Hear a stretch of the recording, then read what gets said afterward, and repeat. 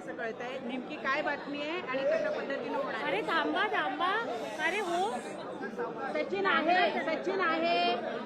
जागतिक महिला दिनाच्या निमित्ताने 8 मार्चला विविध कार्यक्रमांचं आयोजन होत असतं, पण त्याचबरोबर यंदाच्या वर्षी राज्याचे मुख्यमंत्री फडणवीस साहेब, राज्याचे उपमुख्यमंत्री आदरणीय एकनाथजी शिंदे साहेब आणि उपमुख्यमंत्री अजितदादा यांच्या उपस्थितीमध्ये विविध कार्यक्रम होणार आहेत. त्याचबरोबर सभागृहामध्ये सुद्धा सभागृहाचे अध्यक्ष महोदय असतील, सभापती महोदय असतील यांच्या सूचनेनुसार, परवानगीनुसार एक विशेष सत्र महिला दिनाच्या निमित्ताने सुद्धा आयोजित होणार आहे. 8 तारखेला शनिवार असून सुद्धा महिला दिनाच्या निमित्ताने सर्व महिला लोकप्रतिनिधींसाठी पण आणि महिलांसाठी पण या ठिकाणी या सभागृहाचं जे विशेष सत्र आहे ते होणार आहे.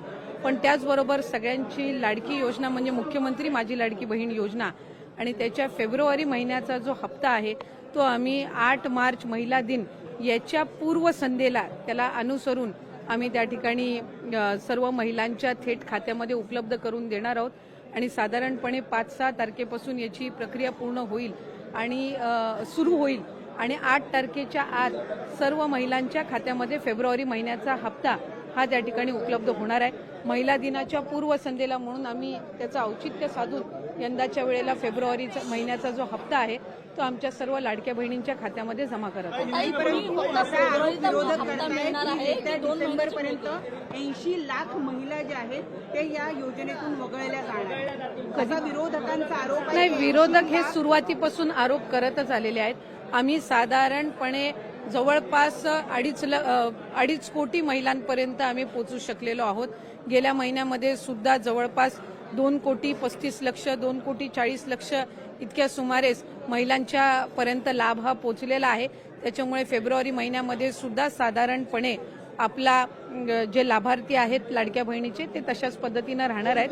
विरोधक सुरुवातीपासून त्या संबंधितला जो आरोप त्यांच्याकडून केला जातोय त्यांच्या खऱ्या अर्थानं नेहमीच सुरुवातीला ही योजना जाहीर झाल्यापासूनच त्यांना ही योजना खुपते आणि आत्ता तर ज्या पद्धतीनं महिलांचा प्रतिसाद गेल्या 5-6 महिन्यापासून मिळत आलेला आहे त्यातून तर विरोधकांमध्ये एक नैराश्य या योजनेच्या संदर्भामध्ये पसरलेलं आहे आणि तेच ते बहिणींच्या मध्ये पसरवण्याचा प्रयत्न करतायत.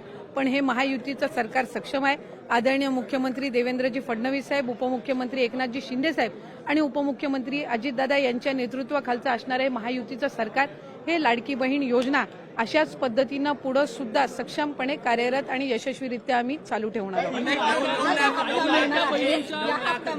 केवळ फेब्रुवारीत हा निधी असणार आहे की मार्चचा सुद्धा? फेब्रुवारी महिन्याचा जो हप्ता आहे तो आपण महिला दिनाच्या पूर्वसंध्येला आपण महिलांच्या खात्यामध्ये जमा करणार आहोत आणि मार्च महिन्याचा जो हप्ता आहे तो अधिवेशनाच्या कालावधीमध्ये आपलं अर्थसंकल्पीय बजेट आहे आणि ते झाल्यानंतर ज्या वेळेला विभागाच्या वतीने उपलब्ध केलं जाईल त्यावेळेला तो हप्ता त्यांच्या खात्यामध्ये पोहोचेल.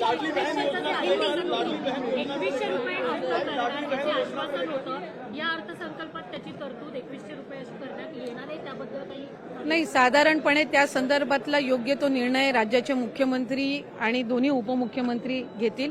आम्ही आमच्या पद्धतीनं जी काही योजना आणि जो काही निधी हा आमच्यापर्यंत लाडक्या बहीण योजनेचा विभाग म्हणून येतो तो त्या महिलांच्या खात्यापर्यंत थेट पोहोचवणं, ती यंत्रणा अधिकाधिक सक्षम करणं आणि त्याचबरोबर पुढच्या कालावधीमध्ये आम्ही जसं नागपूरमधलं आज आपण एक उदाहरण बघितलं की 3-3.5 हजार महिलांनी एकत्र मिळून त्या ठिकाणी पतसंस्था स्थापन केली आणि 30 लाखाचं त्यांचं हक्काचं भांडवल त्यांनी या योजनेच्या अर्थसहाय्यातून उभं केलं.